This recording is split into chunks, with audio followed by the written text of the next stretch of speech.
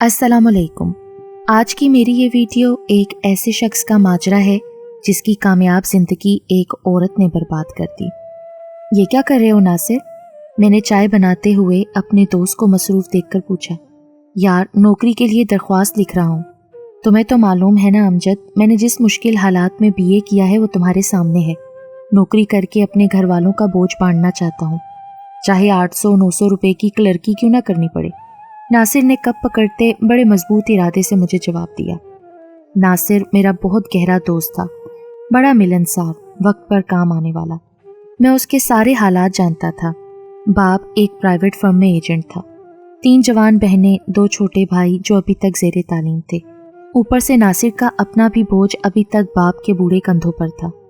चाय का बिल हस्बे रवायत मैंने ही अदा किया। फिर मैं अपने ऑफिस और नासिर नौकरी की तलाश में रवाना हो गया। नासिर हफ्ते में 1-2 बार मुझे ज़रूर मिलता था। जब भी मिलता नौकरी ही का रोना रोता। घर पहुंचते ही सबसे पहला पैगाम जो मुझे मेरी बेटी ने दिया वो नासिर का था कि शाम को वो घर आएगा और उसने इंतज़ार करने का कहा। मैंने 1-2 काम करने थे मगर नासिर का पैगाम सुनकर वो काम दूसरे रोज़ पर रख लिए। शाम को नासिर आया और आते ही पहले खाने का कहा, फिर शुरू हो गया। यार अमजद, दफ्तर इसलिए नहीं आया वहाँ तुम तवज्जो से बात नहीं सुनते। एक काम हाथ आया है मगर तुम्हारी मदद के बगैर पूरा नहीं हो सकता। उसी दौरान मेरी बेगम ने खाना गुड़िया के हाथ भिजवा दिया। नासिर खाने के साथ साथ मुझसे बातें करता रहा। अमजद, अगर 10 एकड़ का इंतकाल हाजी अरशद के नाम हो जाए तो वो इसे टाउन बना देगा। मुझे नौकरी के साथ साथ 10 मरले का प्लॉट भी मिल जाएगा। तो मुझे क्या करना होगा नासिर? बस हाजी अरशद के नाम ज़मीन का इंतकाल, उसने बाकी सारा काम करवा रखा है। तहसीलदार से मिलकर पटवारी से इंतकाल करवाना है। पटवारी मेरी तो बात ही नहीं सुनता। अच्छा ठीक है, तुम सुबह हाजी अरशद साहब को साथ ले आना। मैं दफ्तर से तुम्हारे साथ चलूँगा। अगर काम सीधा हुआ तो ज़रूर हो जाएगा। दूसरे रोज़ नासिर और हाजी अरशद साहब दफ्तर आए। उसके पास तमाम कागजात मुकम्मल थे। मेरी थोड़ी सी कोशिश से इंतकाल उसके नाम हो गया। ज़मीन शहर की हदूद में थी, इसलिए बल्दिया से नक्शा पास करवाने तक नासिर मेरे दफ्तर आता रहा। फिर उसका आना जाना अचानक कम हो गया। मैंने भी कोई ख़ास तवज्जो न दी। कुछ अरसे बाद का जिक्र है, मैं दफ्तर से छुट्टी करके बस के इंतज़ार में खड़ा था कि अचानक अपने करीब एक गाड़ी के रुकने पर चौंका।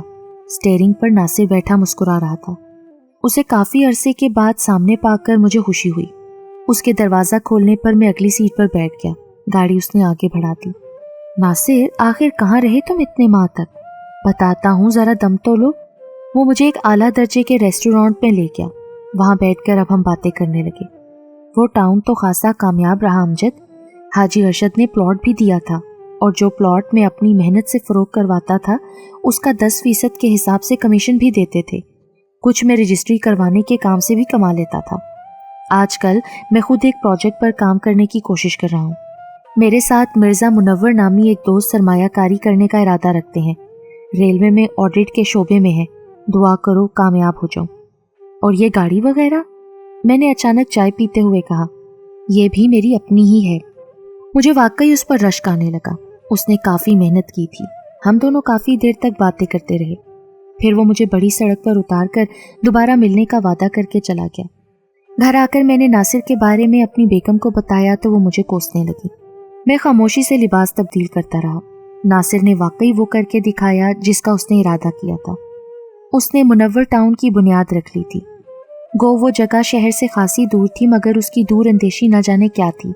जिस जगह उसने मुनव्वर टाउन कायम किया था उसके बारे में इश्तिहार देने आया तो बताया कि वो 3 एकड़ जगह किसी रिटायर्ड कर्नल की थी जिसने ठेके पर दे रखी थी। खुद मुल्क से वो बाहर रहता था। बड़ी भागदौड़ के बाद उसने वो 3 एकड़ ज़मीन आसान अदायगी की शर्त पर खरीदी। पहली किस्त 3 लाख की थी जो मुनव्वर ने और नासिर ने मिलकर अदा की। बाकी रकम टाउन की फ़रोख्त के प्लॉटों की रजिस्ट्रियाँ मुख्तार आम से करवा कर साथ साथ देते रहने का मुआहदा किया। उसने मुझे भी दावत दी कि मैं भी मुनव्वर टाउन में 10 मरले का एक प्लॉट किस्तों पर उससे ले लूँ, मगर मैंने इनकार कर दिया। नासिर अब काम में इतना उलझ गया था कि उससे मुलाकातों का सिलसिला बिल्कुल ख़त्म हो गया। मैंने भी उसे फरामोश कर दिया। उसने वो मकान भी फ़रोख्त कर डाला जिसमें उसका ख़ानदान रहा करता था। उसने मकान फ़रोख्त करने की वजह यह बयान की कि गाड़ी पार्क करने में बड़ी तकलीफ़ होती थी। यूं उससे मोहल्लेदारी का नाता भी ख़त्म हो गया। اپنے اخبار کے دفتر آتے ہی سب سے پہلے جس چیز پر میری نظر پڑی وہ ایک خوبصورت شادی کارڈ تھا۔ کارڈ کھول کر دیکھا تو خوشی ہوئی۔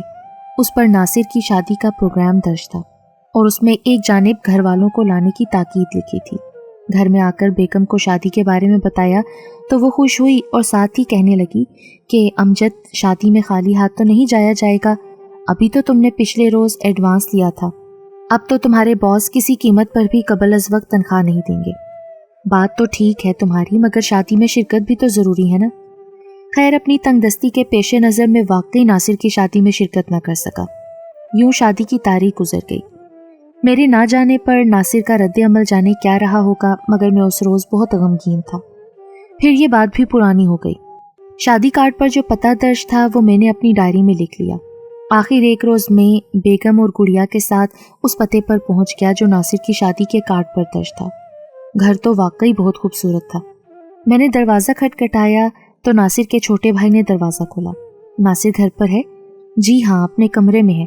اس نے ہمیں ڈرائنگ روم میں بٹھا دیا۔ تھوڑی دیر بعد گھر کے باقی لوگ بھی آ گئے۔ ناصر کے والد صاحب شادی میں شریک نہ ہونے کا گلہ کر رہے تھے۔ میں نے معقول بہانہ بنا کر ٹال دیا۔ بیگم اور گڑیا ناصر کی والدہ اور بہنوں کے ساتھ باتیں کرنے میں مصروف ہو گئی۔ چائے وغیرہ آ گئی مگر ناصر نہ آیا اور نہ ہی اس کی دلہن۔ میں نے دبی آواز میں ناصر کا پھر پوچھا تو بتایا گیا کہ بھائی جان تو سوئے ہوئے ہیں، بھابھی بھی مصروف ہیں۔ میں نے انہیں آپ کا بتایا ہے تو انہوں نے اٹھانے سے منع کر دیا ہے اور کہا ہے کہ انہیں کہنا پھر کسی روز آ جائے۔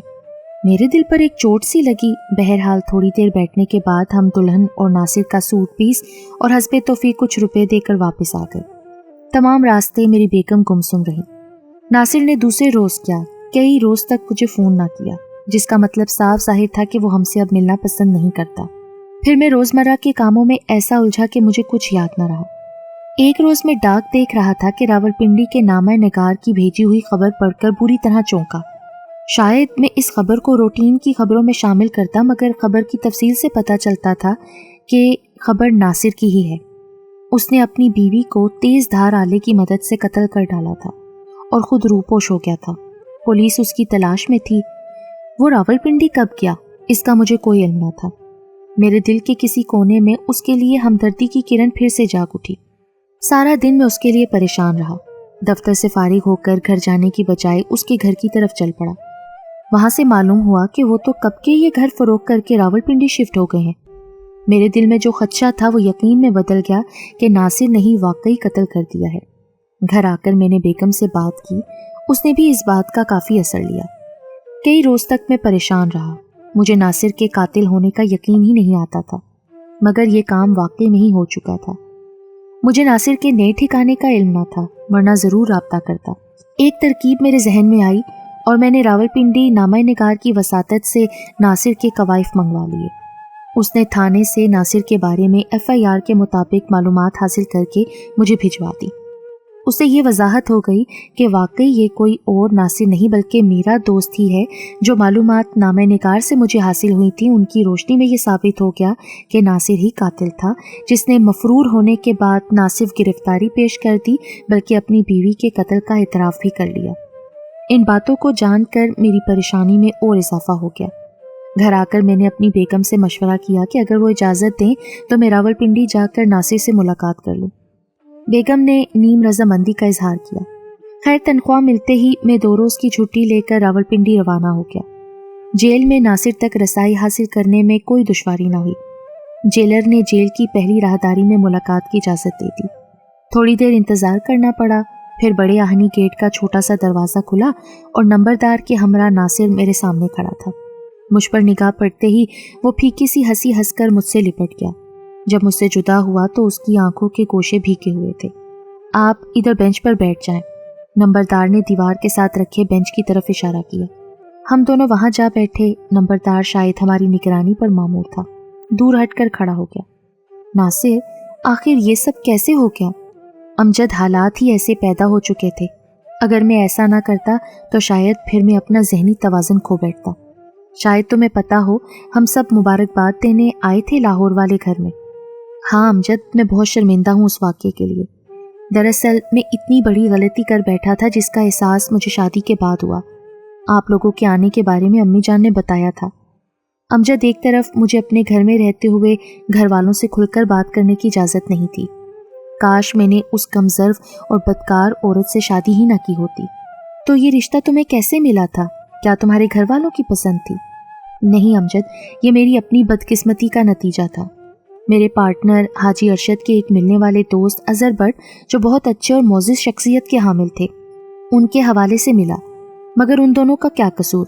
ہر اچھا دوست تو دوست کے لیے بہتر ہی سوچتا ہے نا۔ نسیم پڑھی لکھی اور خوبصورت تھی۔ پہلے میں اسے ملا، پھر سارے گھر والے، سب نے نسیم کو پسند کر لیا۔ نسیم راولپنڈی میں ہی ایک پرائیویٹ فرم میں ملازمت کرتی تھی۔ شادی سے قبل اس نے ملازمت ترک کرنے کا وعدہ بھی کر لیا تھا۔ میں مطمئن ہو گیا، کاروبار سیٹ ہو چکا تھا، بیوی کا ملازمت کرنا مجھے اچھا نہ لگا، اس لیے میں نے شادی سے قبل ہی اس سے بات کر لی۔ شادی سے کچھ روز قبل اظہر بھٹ اور حاجی ارشد نے مجھے دبی زبان میں کہا کہ ناصر اچھی طرح دیکھ بھال کر کے شادی کرنا، کیونکہ ہم نسیم کے والدین کو صرف سلام دعا کی حد تک ہی جانتے ہیں، لیکن تمہاری زندگی بھر کا معاملہ ہے۔ نسیم کا جادو میرے سر پر کسی بھوت کے سائے کی طرح سوار تھا۔ میں نے وہ تمام خواب پورے کیے جو ایک مجھ جیسے آدمی کے ہوتے ہیں۔ شادی کے چند روز بعد ہی مجھے احساس ہو گیا کہ یہ شادی مجھے برباد کر کے رکھ دے گی۔ نسیم کی بے جا خواہشات اور اس کا برا رویہ میرے گھر والوں کے ساتھ، اور حتیٰ کہ گھر والوں کے ملنے جلنے والوں سے بھی ایسا رویہ کہ کبھی وہ دوبارہ ہمارے گھر کا رخ نہیں کرتے تھے، یہ سب باتیں ناقابل برداشت ہوتی جا رہی تھیں۔ جس بات نے مجھے یہ انتہائی قدم اٹھانے پر مجبور کیا وہ تھا نسیم کا باس سکندر، جو کسی نہ کسی بہانے راولپنڈی سے لاہور آنے جانے کے چکر میں رہتا۔ جب بھی لاہور آتا نسیم سے ضرور ملتا۔ جس روز سکندر آتا نسیم کسی کو اپنے کمرے کے آگے سے بھی نہ گزرنے دیتی۔ اگر میں کوئی اعتراض کرتا تو بدتمیزی پر اتر آتی، مجھے کہتی کہ میں نے نوکری نہیں چھوڑی اور نہ میں چھوڑوں گی۔ اس کے رویے سے میں اتنا دل برداشتہ رہنے لگا کہ میرا کام کی طرف سے دھیان یکسر طور پر ہٹ گیا۔ میرے ساتھ کام کرنے والے سارے دوست ایک ایک کر کے مجھے چھوڑ گئے۔ کچھ پیسہ میں نے مکان پر لگا دیا تھا اور کچھ شادی پر خرچ ہو گیا تھا۔ کام تو میرا ٹھپ ہو گیا تو مجبوراً مجھے ایک دوست کی اسٹیٹ ایجنسی میں نوکری کرنا پڑی۔ ادھر نسیم نے میرا دماغ خراب کر کے رکھا تھا۔ اس کا اصرار تھا کہ میں لاہور سے راولپنڈی شفٹ ہو جاؤں تاکہ وہ اپنی نوکری چھوڑ نہ سکے۔ پہلے تو میں اس کو ٹالتا رہا، آخر کار میں نے تنگ آ کر فیصلہ کیا۔ والد صاحب سے بات کی تو انہوں نے بھی یہی کہا کہ بیٹا تمہیں سکھی دیکھنے کی تمنا ہے، اگر بہو کی اسی میں رضامندی ہے تو اس مکان کو فروخت کر کے راولپنڈی چلے جاتے ہیں، یہاں اور وہاں میں کیا فرق ہے۔ میں نے اپنی ازدواجی زندگی بچانے کی خاطر لاہور والا مکان بھی فروخت کر دیا اور راولپنڈی آ کر ایک چھوٹا سا مکان خریدا، یہاں اپنی پھر ایک اسٹیٹ ایجنسی قائم کر لی۔ یہاں میرے ساتھ جو پارٹنر بنا وہ بہت ہی مدیر اور پنڈی کا معروف شخصیت تھا، حسین نام تھا اس کا۔ اب وہی میرے کیس کی پیروی بھی کر رہا ہے۔ ہمارا کام چل پڑا تھا، حسین کا ہمارے گھر پر آنا جانا تھا۔ ایک دن اس نے نسیم کو دیکھا تو بری طرح چونکا۔ میں اس کی حالت دیکھ کر سمجھ گیا کہ ضرور کوئی بات ہے۔ 2-3 روز تک تو اس نے کوئی بات نہ کی۔ ہم دونوں اس کی گاڑی میں اسلام آباد سے واپس آ رہے تھے کہ اس نے بات چھیڑ دی۔ ناصر، تمہاری بیوی کا نام نسیم ہے نا، اور یہ سکندر اینڈ کمپنی میں کام کرتی ہے؟ ہاں، مگر تم کیسے جانتے ہو یہ سب؟ ناصر، زیادہ باتیں کرنا میں پسند نہیں کرتا، بس اتنا ہی کہوں گا کہ تم اس کو نوکری سے الگ کرنے کی کوشش کرو۔ ہو سکتا ہے تمہاری بیوی کو یہ بات پسند نہ آئے، مگر بہتری اسی میں ہے۔ یہ کہہ کر حسین نے بات ختم کر دی اور مجھے اندرونی اذیت میں مبتلا کر دیا۔ میں سمجھ گیا کہ ضرور دال میں کچھ کالا ہے۔ شام کو گھر آ کر میں نے نسیم کو نوکری چھوڑنے کی وارننگ دی جو اس نے حسب توقع ہوا میں اڑا دی۔ میں آپے سے باہر ہو گیا اور اس کے منہ پر تھپڑ مارا۔ اسی روز سے ہمارے درمیان عداوت کی دیوار کھڑی ہو گئی۔ نسیم نے مجھ سے ایک گھر میں رہتے ہوئے علیحدگی اختیار کر لی۔ سارے گھر والے انتہائی پریشان تھے۔ اس سنگدل عورت نے میرے گھر کو جہنم بنا کر رکھ دیا تھا۔ میں بے بسی سے رات بھر اوندے منہ پڑا اپنی قسمت کو کوستا۔ ذرا ذرا سی بات پر وہ مجھ سے طلاق طلب کرتی۔ اس کے گھر والے بھی اس کا پوری طرح ساتھ دیتے تھے، اس لیے ان سے بات کرنا تو بے سود تھا۔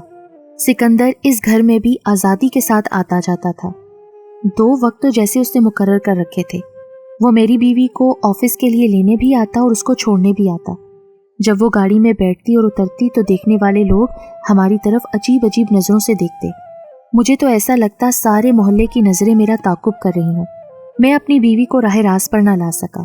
مجھے مکمل طور پر اپنی بیوی کے کردار کے بارے میں یقین ہو چکا تھا کہ وہ سکندر کے ساتھ مل کر گناہ کی زندگی گزار رہی ہے اور مجھ سے صرف شادی دکھاوے کے طور پر کی ہوئی ہے۔ اب زیادہ تر اس نے اپنے ماں باپ کے گھر میں رہنا شروع کر دیا، جہاں سکندر کے آنے جانے پر کوئی پابندی نہ تھی۔ رات گئی تک وہ نسیم کے ساتھ رہتا، میں اکیلا اپنے گھر میں پڑا رہتا۔ سکندر میری بیوی کے ساتھ رہ رہا تھا اور میں بے بس تھا۔ میرے والدین بھی نسیم کے گھر اسے سمجھانے گئے، لیکن اس نے بے عزت کر کے انہیں گھر سے نکال دیا۔ ابو کہنے لگے کہ اب اسے بھولنے کی کوشش کرو، وہ تمہارے لائق نہیں رہی، اس سے کنارہ کرنا ہی بہتر ہے۔ ابو اور امی کی یہ باتیں سن کر میرے اندر ایک طوفان سا اٹھ رہا تھا۔ میں نے پھر ایک فیصلہ کر لیا اور میرے اندر ٹھہراؤ پیدا ہو گیا۔ شام کو میں اٹھا، تیار ہو کر میں ایک سٹور میں گیا، وہاں سے گوشت کاٹنے والا چھرا خریدا، اسے اپنے لباس میں چھپا لیا۔ وقت گزارنے کے بہانے سنیما آ گیا۔ وہاں کوئی انگریزی فلم تھی، پتہ نہیں سٹوری کیا تھی، بس اسکرین پر مجھے نسیم اور سکندر ہی نظر آتے تھے۔ شو ختم ہوا تو میں ٹیکسی میں بیٹھ کر نسیم کے گھر کی طرف روانہ ہو گیا۔ میرا قیاس درست ثابت ہوا۔ سکندر کی گاڑی مکان کے آگے کھڑی تھی۔ میں نے ٹیکسی کچھ فاصلے پر چھوڑ دی اور پیدل ہی مکان تک آیا۔ باہر والے کمرے کے سامنے رک کر میں اندر کی آوازوں کا جائزہ لینے لگا۔ سکندر اور نسیم کی دبی دبی ہنسی کی آواز آ رہی تھی۔ میرے اندر نفرت کی آندھی کروٹ لے کر بیدار ہو گئی۔ میں نے جوش میں دروازے کو دھکا دیا تو وہ اندر کی طرف جا پڑا۔ مسہری پر سکندر لیٹا ہوا تھا اور نسیم اس کے پہلو میں بیٹھی خشک میوے چن چن کر اس کے منہ میں ڈال رہی تھی۔ سکندر تو اٹھ کر بوکھلاہٹ میں اندر کی طرف بھاگا۔ نسیم پر جیسے سکتہ طاری ہو گیا۔ چھرا میرے ہاتھ میں تھا اور میں غصے سے بے قابو ہو کر اس پر پل پڑا۔ پہلے ہی وار میں اس کی گردن میں نے تن سے جدا کر دی۔ جب تک میرا غصہ ٹھنڈا نہ ہوا میں اس پر وار کرتا رہا۔ اس کے گھر میں ایک کوہرام مچ گیا۔ میں چھرا فضا میں لہراتا ہوا وہاں سے فرار ہو گیا۔ کئی روز تک بری امام کے پاس چھپا رہا، پھر میں نے اپنی گرفتاری رضاکارانہ طور پر پیش کر دی۔ یہ بتا کر وہ خاموش ہو گیا۔ میں اس کی سنائی ہوئی باتوں میں ایسا گم ہوا کہ وقت گزرنے کا احساس ہی نہ ہوا۔ میں اس بات پر افسوس کرنے لگا کہ کتنی محنت کر کے اس نے اپنے آپ کو ایک کامیاب شخص بنایا تھا، لیکن ایک بری اور گندی عورت کے ملنے پر کس طرح اس کی زندگی خراب ہو گئی۔ مجھے اس کی بربادی کا انتہائی صدمہ تھا۔ 2-3 سال تک ناصر کا کیس چلا، اس بنا پر کہ اس کی بیوی بد کردار تھی، شادی شدہ ہونے کے باوجود ایک دوسرے آدمی کے ساتھ زنا کی مرتکب تھی۔ اس وجہ سے ناصر کو صرف 5 سال کی سزا ہو گئی۔ اس طرح میرے اور ناصر کے درمیان ایک بار پھر 5 سالوں کا خلا حائل ہو گیا۔